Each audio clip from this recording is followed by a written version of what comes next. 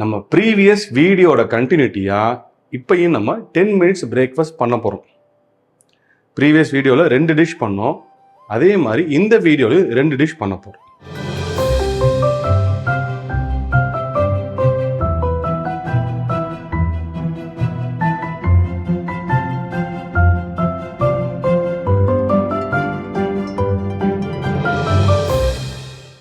Welcome back to என் சமையல் ledger with Vinodkumar. இன்னைக்கு நம்ம 10 மினிட்ஸ் பிரேக்ஃபாஸ்ட்டில் ஃபஸ்ட்டு பண்ண போகிற டிஷ்ஷு வந்து ரவையை வச்சு ஒரு ஊத்தாப்பம் பண்ண போகிறோம். ரவையில் தோசை பண்ணியிருப்பீங்க, இட்லி பண்ணியிருப்பீங்க, ஏன் உப்புமா கூட பண்ணியிருப்பீங்க. ஆனால் ஊத்தாப்பம் புதுசு.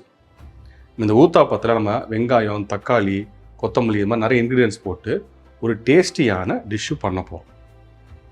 இப்போ இந்த ரவா ஊத்தாப்பத்துக்கு என்னென்ன இன்க்ரீடியன்ஸ் வந்து நம்ம பார்க்கலாம்.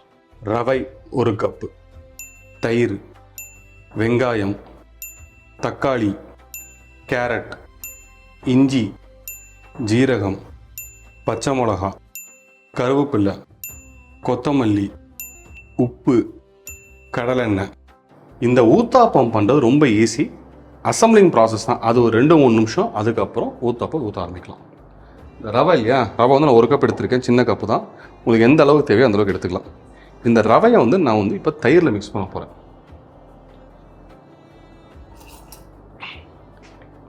தயிர் நல்லா புளிச்ச தயிராக இருந்தால் பெட்டர்.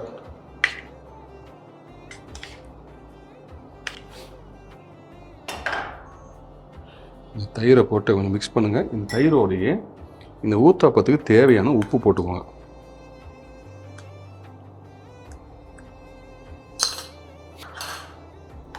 இதை போட்டு நல்லா மிக்ஸ் பண்ணிக்கோங்க. தயிர் பத்தலைன்னா நீங்கள் ஆட் பண்ணிக்கலாம்.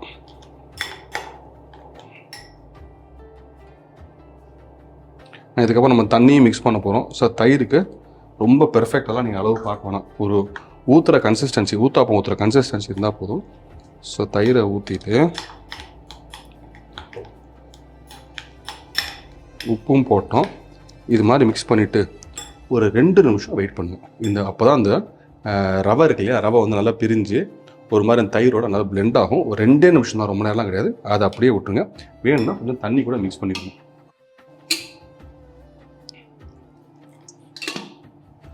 மிக்ஸ் பண்ணிவிட்டு இது மாதிரி கலக்கி விட்டுக்கோங்க. இது 2 நிமிஷத்தில் இந்த குவான்டிட்டி கொஞ்சம் பெருசாகும். அது வரைக்கும் வெயிட் பண்ணுங்க. இப்போ இந்த ரவை வந்து நல்லா ஊறிடுச்சு பாருங்கள். நல்லா வந்து இந்த ரவையோட வந்து நல்லா எக்ஸ்பேண்ட் ஆகி பெருசாகிடுச்சு, டபுள் சைஸ் ஆகிடுச்சு. ஃபஸ்ட்டு ஜீரகம் போட போகிறோம். அதே மாதிரி நல்லா பொடியாக இருக்கிற பச்சை மிளகா. நீங்கள் வேணும்னா காஞ்ச மிளகாவும் நல்லா வந்து பொடியாக இடிச்சுட்டு போடலாம். பச்சை மிளகாவும் நல்லாயிருக்கும். அதே மாதிரி கொஞ்சம் நறுக்குன கருவேப்பிலை, கொத்தமல்லி, அதே மாதிரி பொடியாக நறுக்குன இஞ்சி வந்து நீங்கள் அவாய்டும் பண்ணலாம். பட் இஞ்சி டேஸ்ட் ரொம்ப நல்லா இருக்குது. நம்ம வந்து இந்த வெங்காயம், தக்காளி, கேரட் இது வந்து கடைசியாக தான் போட போகிறோம். இதோட மிக்ஸ் பண்ண போகிறது. நம்ம வந்து ஊத்தாப்பத்தை ஊற்றிட்டு தான் அதுக்கப்புறம் மேலே அதை போட போகிறோம். அதெல்லாம் போட்டிங்கன்னா ஊற்ற வராது. இதை போட்டுட்டு தண்ணி வந்து நீங்கள் இந்த கரண்டி எடுத்து ஊற்றுற கன்சிஸ்டன்சி உங்களுக்கு தெரியும். அந்த கன்சிஸ்டன்சிக்கு தண்ணி ஊற்றிக்கோங்க. நீங்கள் மோர் ஊற்றினா தான் இந்த ஊத்தாப்பத்துக்கு டேஸ்ட் நல்லாயிருக்கும். இந்த ரவைக்கு ஒரு இன்ட்ரெஸ்டிங் ஹிஸ்ட்ரி இருக்குது. ரவை வந்து ரொம்ப ட்ரெடிஷ்னலான பாரம்பரியமான பொருள்லாம் கிடையாது. இந்த பிரிட்டிஷ் டைமில், அதாவது ஏர்லி 19th சென்ச்சுரிஸில், அந்த World War I and World War II டைமில் வந்து பார்த்தீங்கன்னா இங்கே இருக்க ரைஸை ஃபுல்லாக வந்து பிரிட்டிஷ்காரங்க வந்து அவங்க நாட்டுக்கு எடுத்துகிட்டு போயிட்டாங்க. ஏன்னா அவங்க வாருக்கு வந்து சோல்ஜர்ஸ்க்கு தேவைப்படும், அவங்க நாட்டுக்கு தேவைப்படும். ஸோ இங்கே இருக்கிறவங்களுக்குலாம் வந்து பஞ்சம் வர ஆரம்பிச்சிருச்சு. ஸோ பீப்புளெலாம் வந்து வீட்டை ரொம்ப டிபெண்ட் பண்ண ஆரம்பிச்சிட்டாங்க. நார்த் இந்தியன்ஸுக்கு பிரச்சனை கிடையாது. வீட்டை வச்சு சப்பாத்தி, ரொட்டி அதெல்லாம் பண்ணி சமாளிச்சிட்டாங்க. சவுத் இந்தியன்ஸுக்கு அது ரொம்ப கஷ்டமாக இருந்தது ரைஸ் இல்லாமல். அப்போ என்ன பண்ணாங்கன்னா ஒரு ஸ்டேபிள் ஃபுட் ஈஸியாக வந்து ரைஸுக்கு ஆல்டர்னேட்டிவ் என்ன பண்ணலான்றப்ப வீட்டை வச்சு ஒரு பொருள் தயாரிக்கணும்னு சொல்லிட்டு தான் ரவையாக தயாரித்தாங்க. இந்த ரிஃபைன்டு வீட்டை வச்சு பண்ணுறது தான் ரவை. இது அன்ஹெல்த்திலாம் கிடையாது. நம்ம நிறைய கேள்விப்படுவோம் ரவை அன்ஹெல்த்தி, அதெல்லாம் அன்ஹெல்த்தி தான் கிடையாது. இதுவும் வீட்டை வச்சு பண்ணுறது தான். வீட்டுக்கு என்ன ஒரு இப்போ நேச்சர் இருக்கோ அதே நேச்சர் தான் இந்த ரவைக்கும் இருக்குது. ஸோ வந்து இந்த கன்சிஸ்டன்சி பார்த்துக்கோங்க. இது பெஸ்ட்டு ஊற்றுறதுக்கு. இப்போ நம்ம வந்து இந்த ரவை ஊற்றப்போது ஊற்ற ஆரம்பிக்கலாம். இப்போ கல் சூடானதுக்கப்புறம் நம்ம இந்த ஊத்தாப்பத்தை ஊற்றலாம். இப்போ கல் நல்லா சூடாயிடுச்சு. இப்போ நம்ம அந்த ஊத்தாப்பத்தை ஊற்றலாம். இதுக்கு தகுந்த நீங்கள் வந்து தண்ணி வந்து உங்களுக்கு தகுந்த மாதிரி ஊற்றிக்கோங்க. இதுவும் நல்ல கரெக்டான கன்சிஸ்டன்சி. இப்போ நம்ம ஊற்றலாம்.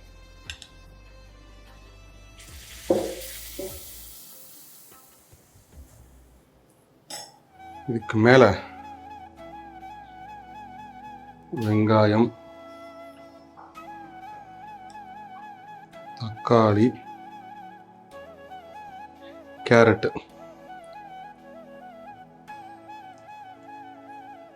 போட்டுட்டு லைட்டாக எண்ணெயை ஊற்றுங்க.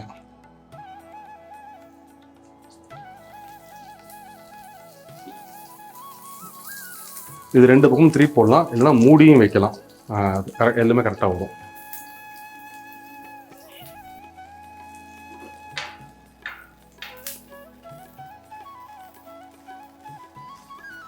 இந்த ஒரு பக்கமும் லெஸ் தேன் 1 மினிட் தான், ரொம்ப நேரம் ஆகாது.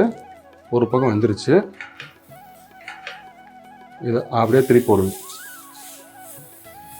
இது வந்து கருகலை. ரவை வந்து ஊத்தாப்பம் ஊற்றுறப்ப இப்படி தான் வரும். இப்போ இது கறி இருக்குன்னு நினைக்காதீங்க, இது கரெக்டான பதம் தான் அது. இந்த பக்கமும் ஒரு 1 நிமிஷத்துக்கு கம்மி தான். அப்படியே திருப்பி போட்டு இதை அப்படியே பிளேட் பண்ணுங்க. அவ்வளோதான், ஊத்தாப்பம் ரெடி. அடுப்பு ஆஃப் பண்ணிட்டு இந்த ஊத்தாப்பத்துக்கு பெஸ்ட்டு சைட் டிஷ் பார்த்தீங்கன்னா சட்னி இல்லாட்டி கூட நீங்கள் வந்து வெறும் ஊறுகாவுக்கு இது வந்து நல்லாயிருக்கும். நமக்கு செம்ம டேஸ்டியாக இருக்கும். வேணும் நல்லா காரமாக ஒரு சட்னி அரைச்சும் இந்த ஊத்தாப்பத்துக்கு தொட்டு சாப்பிடலாம். இதை நான் டேஸ்ட் பண்ணிட்டு எப்படி இருக்கிறத நான் சொல்கிறேன்.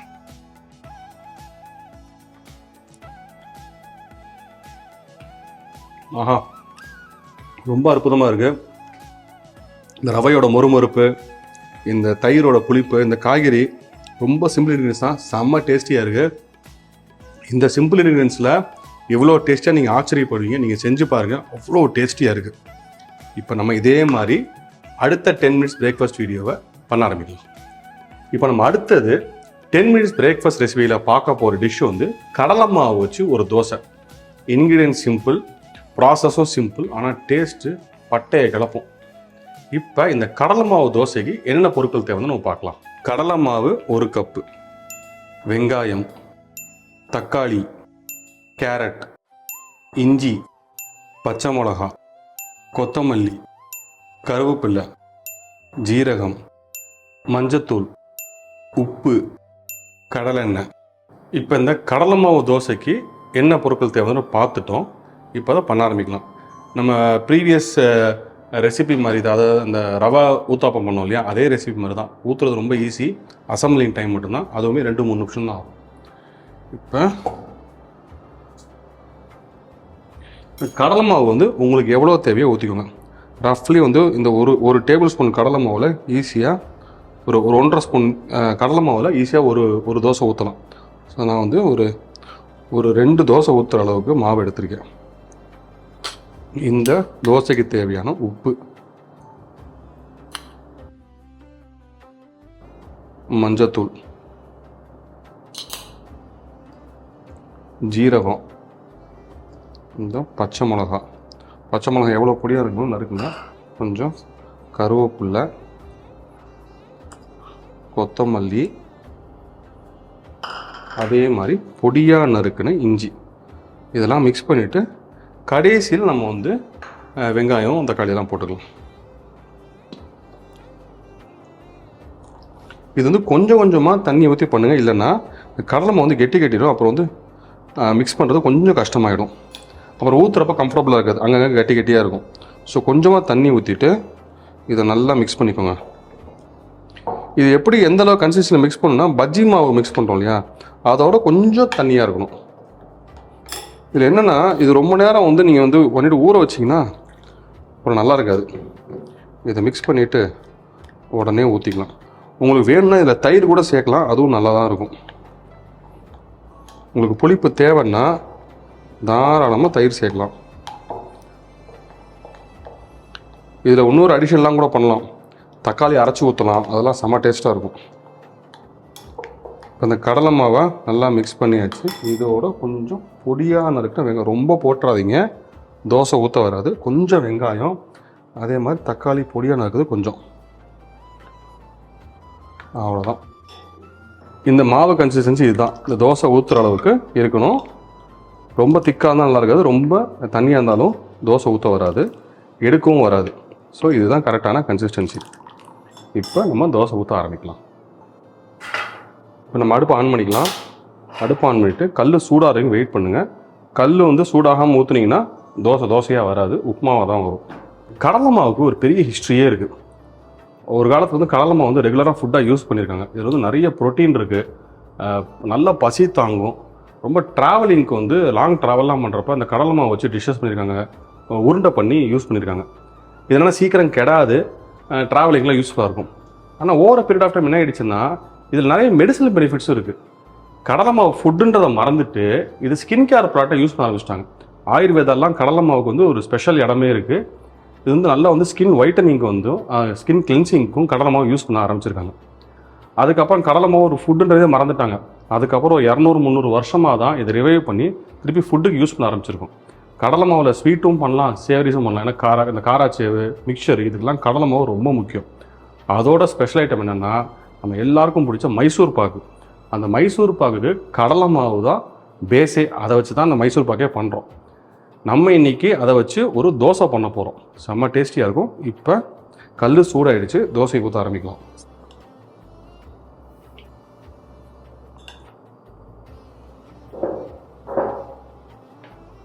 அந்த கடலை மாவு தோசையில் ஒரு விஷயம் என்னென்னா, நம்ம ரெகுலர் தோசை மாதிரி ஷேப்லாம் வராது. ஊற்றுனா இது நம்ம ஒரு பக்கம் ஊற்றுனா அது ஒரு பக்கம் ஓடி போயிடும். அதெல்லாம் நீங்கள் பெருசாக வரி பண்ணிக்காதீங்க. ஊற்றிட்டு என்ன பண்ணுங்க, வந்து எண்ணெயை ஊற்றிடுங்க.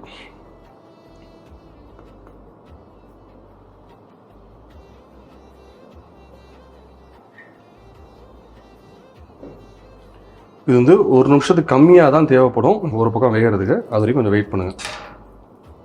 நான் ஏற்கனவே சொன்ன மாதிரி இந்த டிஷ்ஷு பண்ணுறது வந்து லெஸ் தேன் 10 மினிட்ஸ் தான். இந்த பொருளை அசம்பிள் பண்ணுறதுக்கு ஒரு 2-3 நிமிஷம், தோசை ஊற்றுறதுக்கு ஒரு 2 நிமிஷம், அவ்வளோதான் இதை பண்ணுறதுக்கான டைமிங்கே.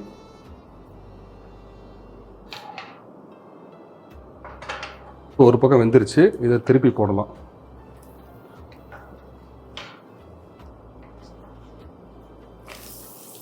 பர்ஃபெக்டாக வந்துருக்குங்க, பார்த்தாலே தெரியும். இந்த மாதிரி க்ரஸ்ட் மாதிரி ஃபார்ம் ஆகிருக்கு பாருங்க. இதுதான் இதுக்கு தேவை. இந்த பக்கம் திருப்பி போடுறது அதோட கம்மி தான், ஒரு 20 செகண்ட் தான், அதுக்கு மேலே தேவைப்படாது. சில எக்ஸ்பர்ட்ஸ்லாம் வந்து இந்த தோசை வந்து ரொம்ப மெல்லிஸாக ஊற்றுவாங்க, அதனால பேப்பர் மாதிரி இருக்கும். நமக்கு இது ஊற்றி அவ்வளோ எக்ஸ்பீரியன்ஸ் கிடையாது. நம்ம வந்து ஒரு பேச்சுலர்ஸ் குக்கிங், ஒரு குயிக் குக்கிங் தான் பண்ணுறோம். ஸோ அவ்வளோ பெர்ஃபெக்டாக நம்மளால் பண்ண முடியாது. இப்போ நம்ம திருப்பி போட்டு ஒரு 20 செகண்ட் ஆயிடுச்சு. இப்போ அதை செக் பண்ணி பார்க்கலாம். இப்போ 2 பக்கமும் நல்லா வெந்துருச்சு. இப்போ நம்ம இதை வந்து எடுத்து பிளேட்டில் வைக்கலாம். இதை நான் டேஸ்ட் பண்ணிவிட்டு எப்படி இருக்குன்றதை சொல்கிறேன். ஆஹா, ரொம்ப அற்புதமாக இருக்குது. ரொம்ப லைட்டாக, சாஃப்டாக, இந்த கொஞ்சம் வெங்காயம், தக்காளி, இது வந்து அவ்வளோ டேஸ்டியாக இருக்குது, அவ்வளோ மவுத் ஃபில்லிங்காக இருக்குது. இதே மாதிரி நீங்களும் ஹெல்த்தியாக சமைங்க, என்ஜாய் பண்ணி சாப்பிடுங்க.